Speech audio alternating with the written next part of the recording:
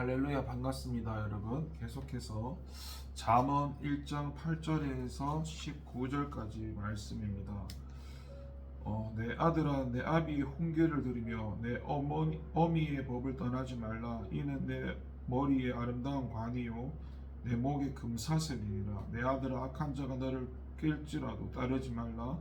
그들이 내게 말하기를 우리와 함께 가자. 우리가 가만히 엎드렸다가 사람의 피를 흘리자. 죄 없는 자를 까닭없이 숨어 기다리다가 소울같이 그들을 산채로 삼키며 무덤에 내려가는 자들같이 통으로 삼키자. 우리가 온갖 보화를 얻으며 빼앗은 것으로 우리 집을 채우리니 너는 우리와 함께 제비를 뽑고 우리가 함께 전대 하나만 두자 할지라도 내 아들아 그들과 함께 길에 다니지 말라.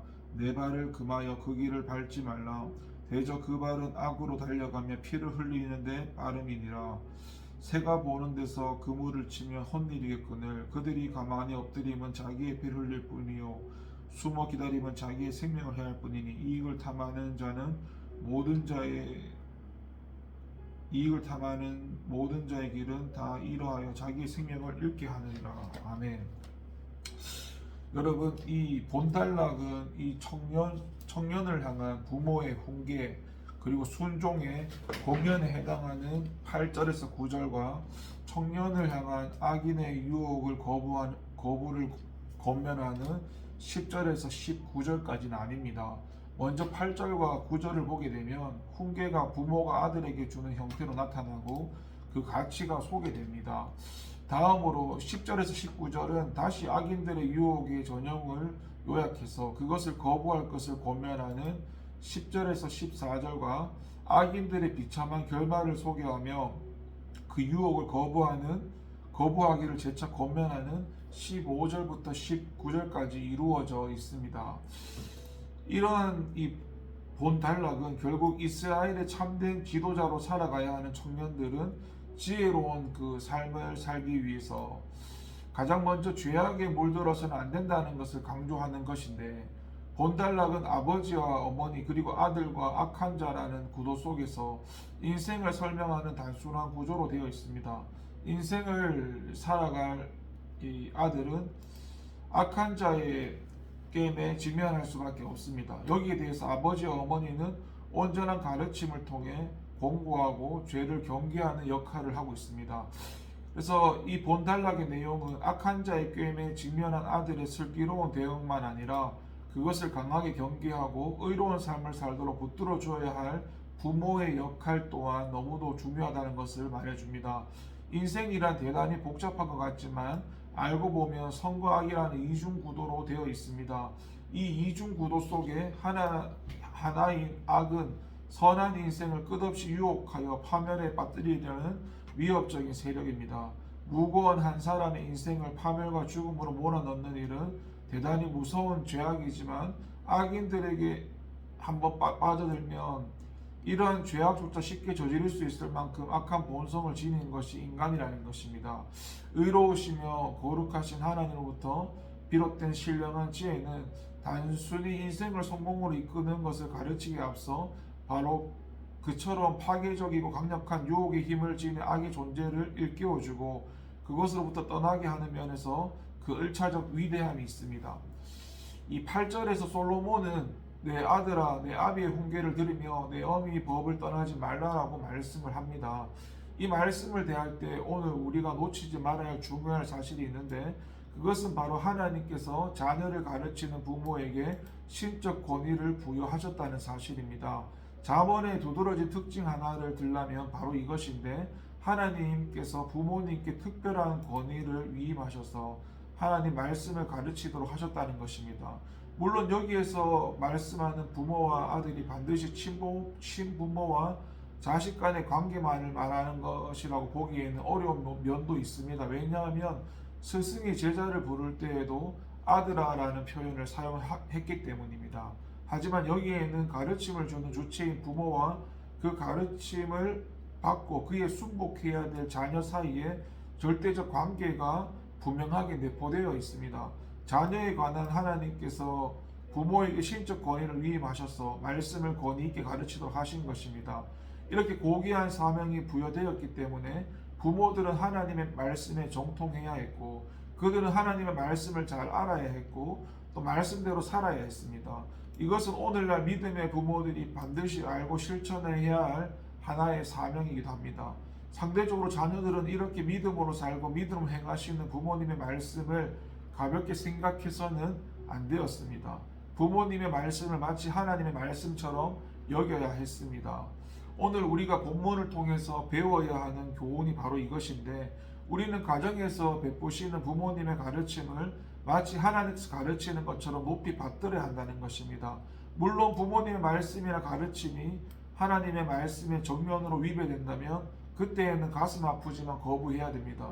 충성스러운 아들 요나단도 아버지 사울이 하나님의 뜻에 어긋나는 일을 할 때 거기 순종하지 않았습니다. 이에 반해서 훌륭한 믿음의 부모님을 두셨던 우리 예수님께서는 온 세상의 구주로 오셨지만 부모의 가르침에 대해 순종으로 받으셨습니다. 여러분, 그동안 부모님들의 교훈을 잠소리 정도로 여기고 얼마나 흘려 듣지 않았습니까? 부모님 말을 예사로 알고 무관심하지 않았습니까? 눈에 보이는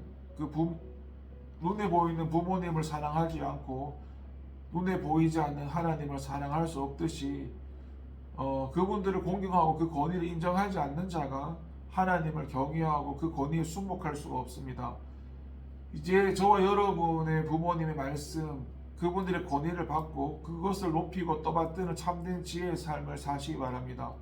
10절을 보게 되면 악한 자가 달콤한 말로 꾀일지라도 그를 따라가지 말 것을 당부하는데, 지금까지 올바른 지혜의 소리를 듣고 따라가는 삶에 대한 지혜자의 당부를 이야기했다면, 본문은 이제 악을 피하고 분별하는 지혜를 가질 것을 당부합니다. 11절과 12절에서 지적하는 것처럼 그들의 유혹의 말이 결국 타인을 파멸에 몰아넣고 자기 유익을 채우자는 것이 있기 때문에. 그런데 여러분, 말이 쉽지 솔로몬이 말한 악한 자, 달콤한 말, 꾀이는 말을 분별하고 구별해내는 것은 결코 쉬운 일이 아닙니다. 이런 일들이 쉬운 일이라면 왜 사람들이 그토록 쉽게 악을 범하고 타락과 방종에 빠지겠습니까? 그들의 악한 의도를 잘 분별해내고 잘못된 유혹과 달콤한 꾀임을 구별해내는 것은 남녀노소를 불문하고 가장 복잡하고 미묘한 인생의 난제인 것입니다.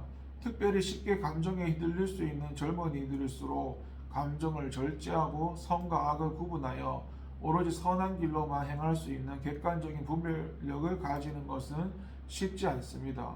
그래서 솔로몬은 이미 자신의 인생에서 이런 악인의 유혹에 빠져 범죄를 자행하는 사람들, 그로 인해 신앙과 인생을 망친 사람들을 너무도 많이 보았기에 여기서도 악한 자의 게임에 빠지지 말 것을 당부하는 것이죠. 우리는 하나님의 말씀으로부터 오는 분별의 지혜를 가져야 합니다. 일을 저지르고 깨닫고 후회하는 것이 아니라 그 일이 있기 전 마땅히 어떻게 처신해야 할지를 깨달아야 합니다. 13절과 14절에서 솔로몬은 계속해서 악한 자가 무엇으로 젊은이들을 유혹하는지를 지적하는데, 그것은 집에 채울 온갖 보화입니다. 여러분, 사실 11절과 12절에서 악인이 제안하는 것은 누가 보아도 악한 일인데, 아마도 온전한 정신을 가진 사람이라면 대부분 이런 그들의 제안을 거절할 것입니다. 그런데 악한 자들은 그럼에도 불구하고 자신들의 제안을 거절치 못하게 하기 위해서 오늘 본문에 나오는 이 보화로서 유혹합니다. 여기서 대부분의 사람들이 무너지고 맙니다. 양심의 가책을 느끼면서도 그들의 말을 따르며 악행을 범하는 것이죠. 그런데 13절과 14절에 솔로몬이 특별히 반복하는 표현이 있습니다. 그것이 무엇입니까? 바로 우리라는 표현입니다. 이는 무려 4번이나 반복되어 나오는데, 이처럼 반복적으로 우리라는 표현을 사용한 것은 악한 자가 유혹하는 자로 하여금 악을 저지른 결과 얻을 유익을 동등하게 나눌 것임을 강조하기 위함입니다. 그러나 그 이면에는 악한 자와 그 유혹을 받음으로 악을 범하는 자가 하나로 결속되어 있다는 의미를 전달하는 것이기도 합니다. 궁극적으로 솔로몬은 이러한 표현을 통해서 악인들이 파멸에 던져지는 것처럼 악인들과 더불어 불의한 일을 나누는 자, 물질을 탐하고 그것을 얻기 위해 불의한 일을 행하는 자는 모두 악인들과 같이 비참한 운명에 떨어질 것을 함축적으로 전달하는 것입니다. 이에 해당하는 대표적인 예로 우리는 발람과 가룟 유다를 들 수 있는데, 먼저 발람은 하나님이 축복하신 민족 이스라엘을 결코 저주해서는 안 될 것을 잘 알고 있었는데, 그러나 그는 발락이 제시하는 불의한 일을 인해서 유혹되었고 그것으로 인해 잘못된 길에 들어섰습니다. 비록 그는 하나님이 그 일을 막으심으로 발락이 원하는 바대로 이스라엘을 저주하지는 못했지만은 멸망당할 발락을 위해 악한 일을 저지르고 말았고 그로 인해 비참한 최후를 맞게 되었습니다. 가롯 유다 역시 제사장들에게 스승인 예수님을 은 30에 팔아넘기는 악을 저질렀고 그 역시 비록 마음의 가책을 받아 그것을 되돌려 주었지만은 그 죄는 돌이킬 수 없는 것이 되었습니다. 결국 그는 스스로 자초한 죄에 대한 가책을 견디지 못해 자살이라는 비참한 최후를 맞이하게 되었습니다.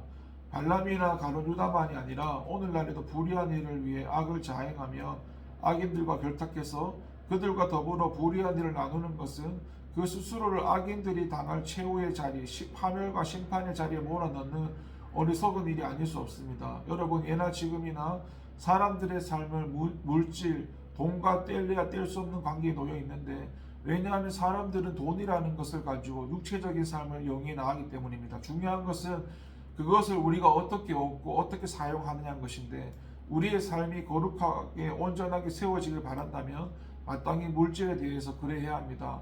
그래서 물질 관계에 대해서 성결치 못한 자가 하나님 앞에 이웃 앞에 깨끗하다고 정결하다고 주장하는 것은 그 자체가 모순이고, 물질에 깨끗하지 못하고 악한 방법으로 그것을 거두어들이고 악한 용도로 사용하는 자들은 정결치 못한 자로 불의한 자로 정죄될 것입니다.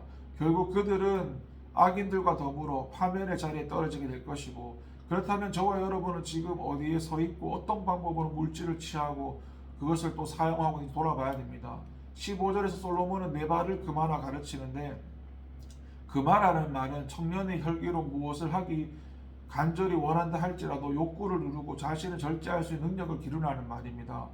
비록 악한 친구들이 젊은 혈기를 참지 못하고 온갖 악한 죄악을 행하며 귀가 솔깃할 정도로 파격적인 제안으로 된다 할지라도 절대 넘어가지 말고 절제하여 그 죄악을 극복하라는 것인데, 솔로몬은 성도가 죄악에 빠지는 가장 큰 근본적인 이유를 절제하지 못하고 금하지 못하는 약한 심성에 두고 있는 것입니다. 특별히 혈기왕성한 청년의 때에 그 어떤 것보다 신앙적으로 절제력이 있어야 하는 함을 말하는 것인데, 그런데 문제는 이것이 말처럼 그렇게 쉽게 되지 않는다는 것입니다. 정서적으로 안정되어 있을 때는 모든 사람들이 다 이 가르침을 동의하지만, 너무 당연하게 생각하지만 일단 분노의 감정을 자극하는 상황에 돌입하게 되면 달라집니다. 도대체 참을 수 없는 분노가 내면에서 일어나 감정을 폭발시킬 수밖에 없게 되는데, 그래서 본문에서는 인내를 고면하는 가르침은 너무도 중요한 것이고, 여러분, 인내란 어느 순간 자기가 하고 싶다고 되는 것이 아닙니다. 꾸준한 훈련과 연습을 통해 드디어 자기가 원할 때 참고 견딜 수 있는 사람이 되는 것인데, 그래서 무엇보다도 훈련이 필요한 것이 인내입니다. 사도 바울도 자기를 끝없이 쳐서 복종시키고 했습니다. 그렇기 때문에 어마어마한 역경과 고난, 유혹 속에서도 넉넉히 참고 승리로서 인생의 레이스를 마쳤습니다. 그래서 오늘 저와 여러분도 이 말씀을 가슴에 새기고 스스로 인내를 연단하고 훈련해서 시험도 이기고 분노의 격한 감정도 이기고 사단의 강력한 유혹도 이겨서 최후 승자가 되기를 간절히 바랍니다. 17절과 18절에서 솔로몬은 새가 보는 데서 그물을 치며 헛일이겠늘 그들이 가만히 엎드리면 자기의 피를 흘릴 뿐이요 숨어 기다리면 자기의 생명을 해할 뿐이라고 하였습니다. 악인들이 스스로 지혜를 짜내어 치밀하게 모의하고 의인을 해하려고 그물을 치고 함정을 판다 할지라도 하나님께서는 그것을 아시고 반드시 그들을 심판하실 것이고 그 죄의 대가를 치르게 하실 것임을 말하는 것입니다. 일반적으로 생각할 때 이들이 돈 많은 방법이 얼마나 쉬운 방법입니까? 대적할 힘도 없는 이들을 아무도 보지 않는 가운데 해하고 그들이 가진 재물을 취하는 것이 얼마나 쉬워 보입니까?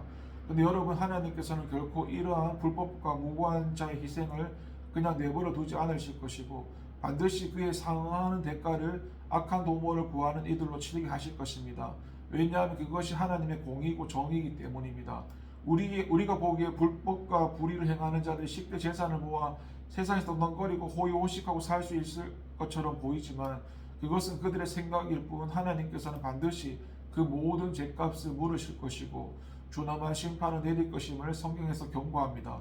그것을 대표적으로 보여주는 인물이 바로 에스더서에 나오는 하만인데, 여러분, 당시 유다인들은 페르시아 제국의 포로로 불과했고 그 제국 내에서도 가장 미약하고 힘도 권세도 없는 약소한 민족이었습니다.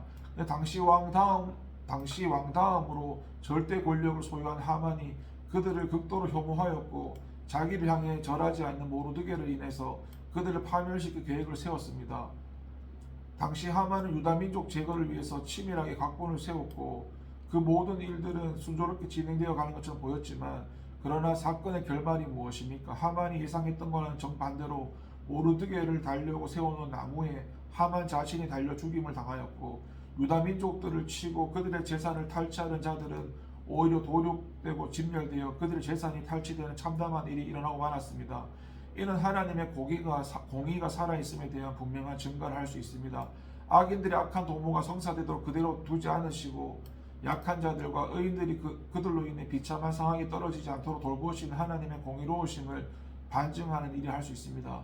여러분, 우리가 사는 세상도 악한 자들, 악의 세력이 더욱 기승을 부리고 약한 자들과 의인들을 핍박하고 있습니다. 악인들로 인해 의인들은 쉽사리 비참한 최후를 맞이할 것처럼 보입니다. 그러나 여러분, 하나님께서는 우리를 결코 악과 불법의 희생양으로 내버려 두지 않으십니다. 오히려 불법을 행하는 자들로 자신의 꾀에 빠져 파멸을 이르게 하시는 그들의 모든 도모를 폐하실 것이고, 이 사실을 기억하고 우리는 결코 죄와 불법의 길을 선택하지 않도록 힘써야 합니다. 악인이 형통하고 부귀를 누린 것처럼 보여도 결국 하나님의 공의의 심판으로 멸망케 될 것을 믿고 끝까지 의로움과 선함과 진실함을 잃지 않는 성도가 되어야 할 것입니다. 말씀을 정리합니다. 오늘 우리는 이 귀한 말씀을 단순히 종교적으로만 들어서는 안 됩니다. 현재 부모님께서 삶의 현장에서 끝없이 주의를 주시며 반복해서 들려주시는 그런 차원의 진지함으로 들어야 할 것입니다. 그래서 저와 여러분은 본문 전체를 통해서 하나님 같은 부모님, 또 부모님 같은 하나님을 만나시기를 바라겠습니다. 기도합니다. 하나님 아버지, 감사합니다. 오늘은 아들에게 가르치는 그 부모님에 대한 그런 부분에 대해서 다시 한번 돌아봅니다.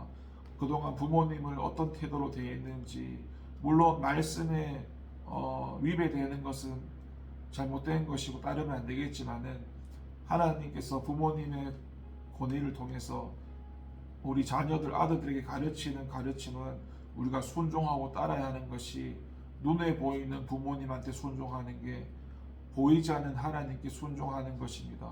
하나님, 다시 한번 깨닫고 주님께서 부모님들을 통해서 우리에게 하시는 그 말씀을 다시 한번 하나님의 말씀이라면 순종하고 따를 수 있도록 도와주시고, 날마다 젊을 때에 하나님 인내가 중요하다 했는데 이것은 내 힘으로 되지 않으니까 하나님 끊임없이 주님 안에서 훈련되어져서 인내를 배우게 하옵소서. 나를 다스릴 수 있도록 하나님 도와주시옵소서. 감사드리고 예수님 이름으로 기도합니다. 아멘.